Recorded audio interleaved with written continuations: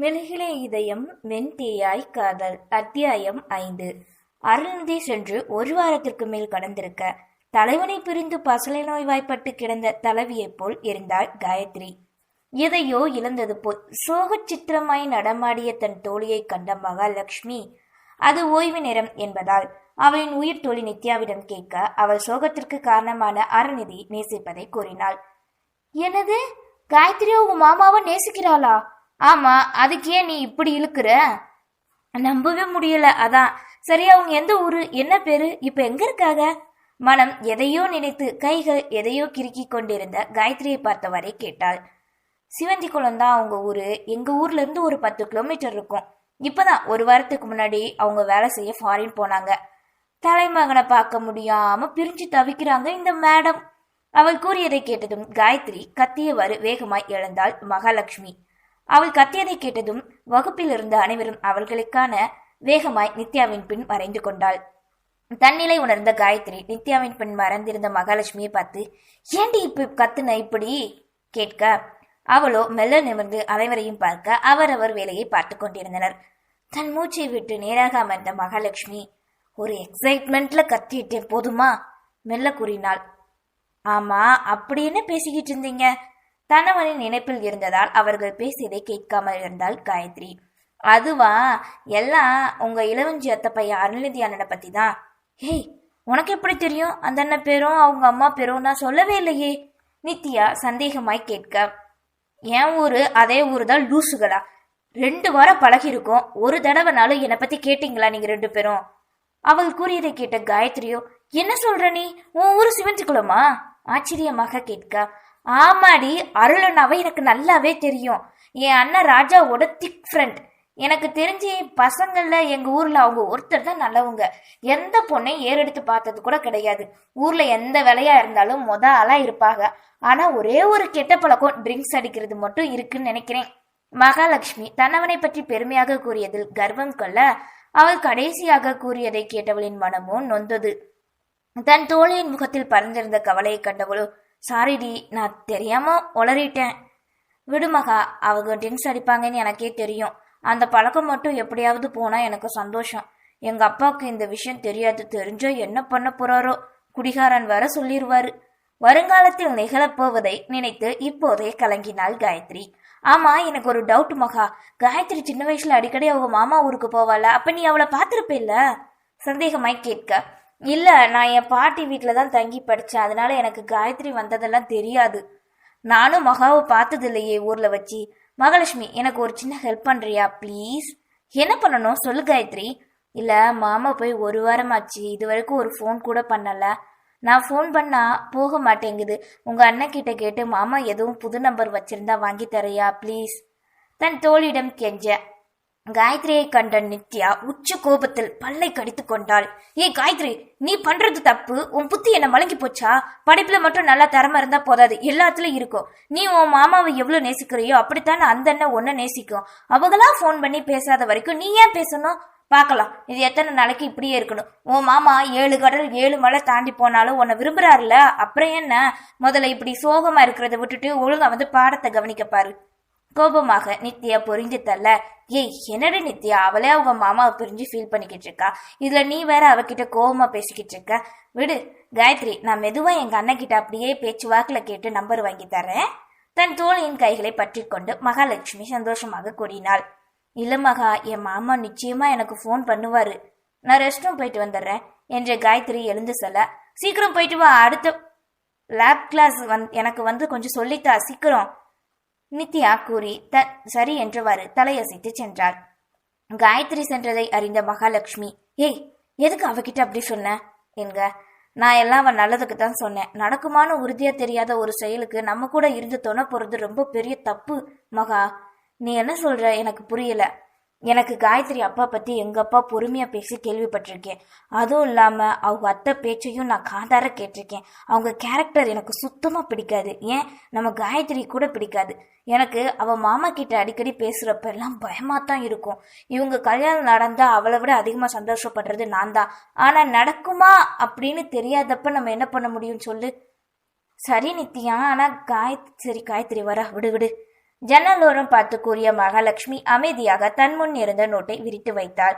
அதன் பின் நேரம் செல்ல தன்னவனை சிறிது நேரம் ஒதுக்கி வைத்தவள் படிப்பில் கவனத்தை செலுத்தினாள்.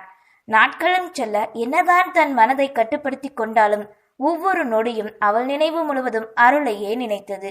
தோழிகள் இருவரும் அவளை கண்டு பரிதாபப்பட நித்யாவிற்கோ பள்ளியில் தன்னோடு பழகிய காயத்ரி இப்போது முற்றிலும் வேறொருத்தியாக தெரிந்தாள். இரவு உணவை முடித்த காயத்ரி முற்றத்தில் அமர்ந்து படித்துக் கொண்டிருக்க கையில் பால் கணக்கு எழுதும் நோட்டை வைத்துக் கொண்டிருந்தார் ஈஸ்வரன். தன் தந்தையை கண்டவளோ, என்னப்பா கணக்கு எதுவும் தப்பா வருதா, ரொம்ப நேரமா பாத்துக்கிட்டு இருக்கீங்க கேட்க, ஒன்னும் இல்லம்மா, நாளைக்கு தேதியில எல்லார்கிட்டையும் வசூல் பண்ணணும்ல, அதான்டா. சரிப்பா, மெல்ல பாருங்க என்றவள் தன் முன்னிருந்த புக்கில் கவனத்தை செலுத்த அவள் கவனத்தை சிதறடிக்கவே அருளிடம் இருந்து அழைப்பு வந்தது. தன் கைபேசி ஓசை எழுப்ப அதில் புது அழைப்பு வருவதை யோசித்தவாறே எடுத்தார் ஈஸ்வரன். அதிலிருந்து அருளின் குரல் வர, அட அருளு, சொல்லுப்பா, நல்லா இருக்கியா? அந்த இடம் உனக்கு தக்க தோதாதானே இருக்கு பேசிக்கொண்டே செல்ல அருள் என்ற பெயரை கேட்டதுமே அவள் பார்வையை தந்தையின் மேலே நீடித்தது. நல்லா இருக்கேன் மாமா, வீட்டுல எல்லாரும் நல்லா இருக்காங்களா? இதுதான் நான் யூஸ் பண்ற புது நம்பரு, சேவ் பண்ணி வச்சுக்கோங்க மாமா. ஐயோ, எனக்கு அது தெரியாதே, நான் செல்லம்மா கிட்ட கொடுத்து சேவ் பண்ணிக்கிற சொல்றேன். அப்பா அம்மா கிட்ட பேசுனியா கேட்டவர் ஏதேதோ பேசிக்கொண்டே இருக்க நேரமும் சென்று கொண்டிருந்தது. பானுமதி சிறிது நேரம் பேச அவன் குரலையாவது கேட்டுவிட வேண்டும் என்ற தவிப்பில் காத்திருந்தாள். யார் மாப்பிள்ள, செல்லம்மாவா? இந்த படிச்சுக்கிட்டு இருக்க, அந்த தரேன் பேசுங்க என்ற பானுமதி செல்லம்மாவிடம் கைபேசியை தர அவளோ யோசனையோடு தந்தையை பார்த்தாள். பேசுமா, மாப்பிள்ள லைன்ல தானே இருக்காரு, நான் போய் மாட்டுக்கு வைக்கோல் போட்டுட்டு வரேன் என்றவர் எழுந்து செல்ல, நானும் போய் பால் பாத்திரம் கழுவிட்டு வந்துடுறேன் என்ற பானுமதி அவரும் சென்றுவிட தன் இதய துடிப்பு தனக்கே கேட்க தயக்கத்தோடு செவியில் வைத்தாள். மாமா மெல்ல அழைக்க, சாரி செல்லம்மா, என்னை மன்னிச்சிருடா, வேற நம்பர் வாங்கி ஆக்டிவேட் பண்ண நேரமாச்சு, அதான் 2 வாரமா ஃபோன் பண்ண முடியல. வேலை செய்யும் போதெல்லாம் உன் நினப்பு தான் வருது. எனக்கு இங்க பாக்குற புதுமுகம் யாரையும் பிடிக்கல, பேசாம வந்துடலான்னு தோணுது, ஆனா அது முடியாதே. மாமா, போக போக சரியாயிடும். நீங்க சாப்பிட்டீங்களா? சாப்பிட்டேம்மா. நீ? சாப்பிட்டேன் மாமா. எனக்கு விவரம் தெரிஞ்சதுலேருந்து எனக்காக துடிக்கிற ஒருத்தி நீ மட்டும்தான். நீ கிடைக்க நான் ஏதோ ஒரு ஜென்மத்துல புண்ணியம் பண்ணிருக்கணும் செல்லம்மா. என்னை பெற்றவங்களுக்கு கூட என் மேல துளி கூட பாசம் இல்லை, ஆனா நீ என்றவனோ நேரம் செல்ல ஏதேதோ பேசிக்கொண்டே செல்ல அவளும் தன் கல்லூரியில் நடந்தது மகாலட்சுமி பற்றி என அனைத்தையும் கூறினாள். சரி மாமா, நம்ம அப்புறம் பேசலாம், நீங்க போய் வேலைய பாருங்க, அப்பா எதுவும் நினைப்பாங்க நம்ம ரொம்ப நேரம் பேசினா.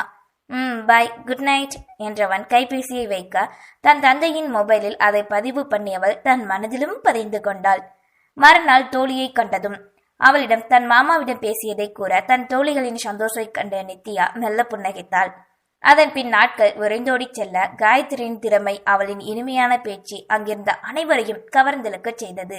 சின்ன சின்ன போட்டிகள், paper presentations, queen competition, aptitude test என அனைத்திலும் காயத்ரி திறமை வாய்ந்திருக்க ப்ரொஃபசர் முதற்கொண்டு துறை தலைவர் வரை அவளை எண்ணி பெருமிதம் கொள்ள ஆரம்பித்தனர். அனைத்தையும் கண்ட பிரீத்தி அமைதியாக இருக்க சில நாட்களாக தன் தாயே அவளை புகழ்வதைக் கண்டவளோ பொறுமை இழந்தாள். காயத்ரி அளவுக்கு திறமை பிரித்வியிடம் இருக்கிறது, ஆனால் அவளின் கர்வம் அதை மறைத்தது. இதற்கிடையில் கிளாஸ் லீடர் பொறுப்பை வேறு காயத்ரிக்கு கொடுத்துவிட அவளின் மீது உள்ள வன்மம் கூடிக்கொண்டே சென்றது. ஏதாவது ஒரு வேலையை ப்ரொஃபசர் காயத்ரியிடம் கூற அவள் அதை கேட்கும் முன்னே தான் செய்வதாக கூறிக்கொண்டு சென்றாள் பிரீத்தி.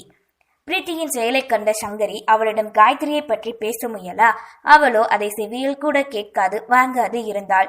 நாட்களும் சென்று கொண்டே இருக்க அவர்கள் முதல் வருடம் முடிந்து 2ஆம் வருடத்திற்கான வகுப்புகள் நடக்க ஆரம்பிக்க அந்த வகுப்பே இரு அணியாக பிரிந்தது. அவர்களுக்கு இடையில் நடக்கும் இந்த யுத்தத்தை காயத்ரியே அறியாமல் இருந்தாள்.